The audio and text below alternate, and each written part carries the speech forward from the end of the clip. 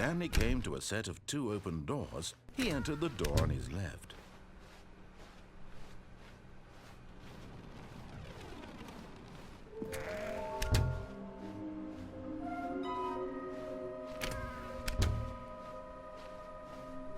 Coming to a staircase, Stanley walked upstairs to his boss's office. Another miniature Stanley figurine. This, there really must be a snappier name for these things. What about mini-stands? Stanley figs? What about Stanlerines? Yes, I think I like that. Another Stanlerine under your belt.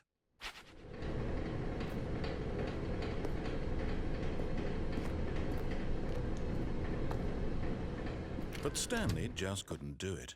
He considered the possibility of facing his boss. Admitting he had left his post during work hours, he might be fired for that. And in such a competitive economy, why had he taken that risk? All because he believed everyone had vanished? His boss would think he was crazy. And then something occurred to Stanley. Maybe, he thought to himself, maybe I am crazy.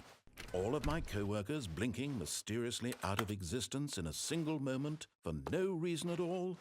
None of it made any logical sense. And as Stanley pondered this, he began to make other strange observations. For example, why couldn't he see his feet when he looked down? Why did doors close automatically behind him wherever he went? And for that matter, these rooms were starting to look pretty familiar. Were they simply repeating? No, Stanley said to himself, this is all too strange. This can't be real. And at last, he came to the conclusion that had been on the tip of his tongue. He just hadn't found the words for it. "I'm dreaming!" he yelled. "This is all a dream." Oh, what a relief Stanley felt to have finally found an answer, an explanation. His co-workers weren't actually gone. He wasn't going to lose his job. He wasn't crazy after all. And he thought to himself, I suppose I'll wake up soon. I'll have to go back to my boring real-life job pushing buttons. I may as well enjoy this while I'm still lucid. So, he imagined himself flying and began to gently float above the ground. Then he imagined himself soaring through space on a magical starfield, and it too appeared. It was so much fun, and Stanley marveled that he had still not woken up. How was he remaining so lucid? And then perhaps the strangest question of them all entered Stanley's head. One he was amazed he hadn't asked himself sooner. Why is there a voice in my head dictating everything that I'm doing and thinking? Now the voice was describing itself being considered by Stanley, who found it particularly strange.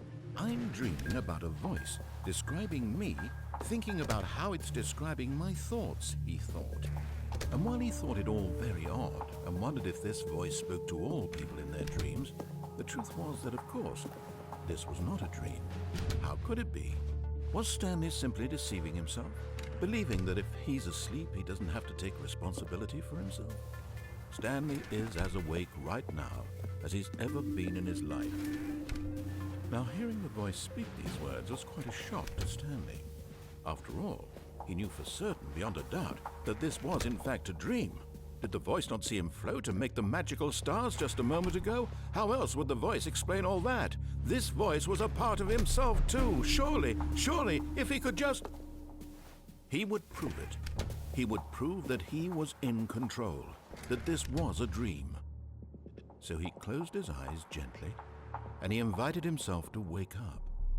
He felt the cool weight of the blanket on his skin, the press of the mattress on his back, the fresh air of a world outside this one.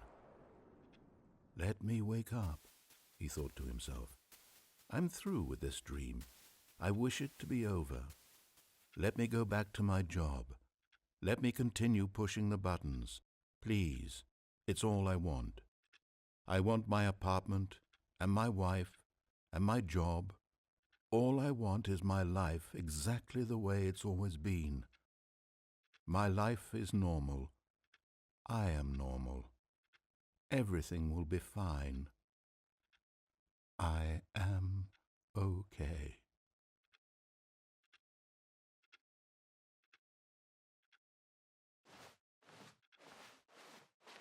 Stanley began screaming. Please, someone, wake me up. My name is Stanley. I have a boss. I have an office. I am real. Please, just someone tell me I am real. I must be real. I must be. Can anyone hear my voice? Who am I? Who am I? And everything went black.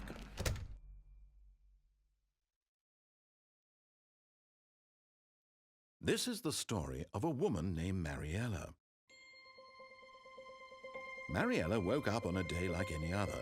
She arose, got dressed, gathered her belongings, and walked to her place of work.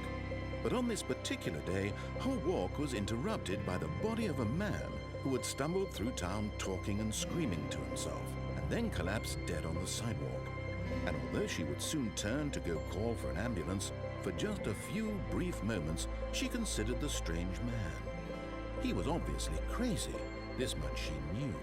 Everyone knows what crazy people look like. And in that moment, she thought to herself how lucky she was to be normal. I am sane. I am in control of my mind. I know what is real and what isn't. It was comforting to think this, and in a certain way, seeing this man made her feel better. But then she remembered the meeting she had scheduled for that day, the very important people whose impressions of her would affect her career, and by extension, the rest of her life. She had no time for this, so it was only a moment that she stood there, staring down at the body. And then she turned and ran. Warmth spread through Stanley's arms. With the bucket in his arms again, he was home. Stanley clutched the bucket tightly to his chest and entered the door on his left.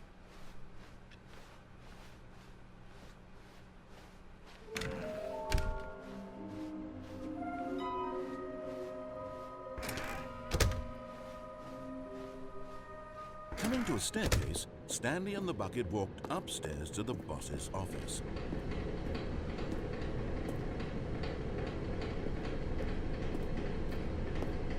But Stanley just couldn't do it.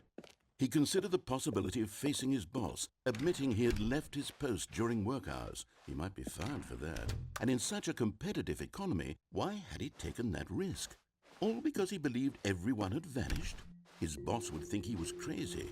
And then something occurred to Stanley. Maybe, he thought to himself, maybe I am crazy. He looked down at the bucket in his arms. Am I crazy? He asked the bucket. The bucket returned his gaze, but said nothing at all. That's strange, Stanley thought. Usually the bucket is a source of guidance and wisdom for me in difficult times such as these. He held the bucket close, yet felt none of its familiar reassurance and comfort. And that's when Stanley realized, this isn't my bucket. It's just a normal, everyday bucket. Someone else's bucket, perhaps. How did I end up with someone else's bucket? This is all terribly wrong. Surely no good would come from this. Who knows what sorts of bizarre hallucinations Stanley might experience without the psychologically grounding presence of his bucket.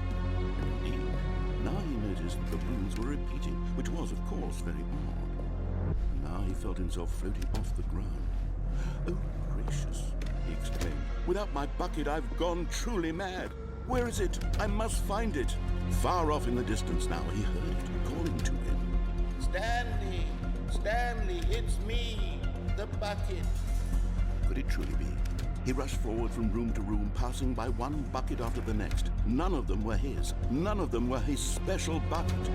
Come to me, Stanley. Find me. He had to find the bucket. He had to return to his old friend. It was the only way to truly restore his sanity. And then suddenly, he froze dead in his tracks. He knew where the voice of the bucket had been coming from. The real bucket was inside of him all along.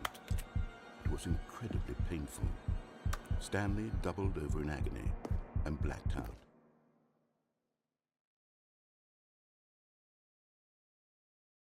This is the story of a woman named Mariella. Mariella woke up on a day like any other. She arose, got dressed, picked up her bucket of comfort and security, and walked to her place of work. But on this particular day, her walk was interrupted by the body of a man who had stumbled through town, talking and screaming to himself, and then collapsed dead on the sidewalk. Right away, she knew what the problem was. This man had no bucket. Of course he'd gone mad, ranting and raving about a narrator describing all of his actions and how everything is predetermined and free will is an illusion and it's all just a video game. It could all have been prevented if only he'd taken his bucket with him. Perhaps he didn't even realize he'd forgotten his bucket at home in the first place. How cruel the world can be, Mary thought, and she hugged her own bucket even tighter. But of course, she had no time for this. There were a myriad of confusing problems she would soon have to confront at work, for which her bucket would provide absolute guidance and total clarity on everything. Heck yes, she thought to herself, my life kicks ass. And she backflipped all the way to work.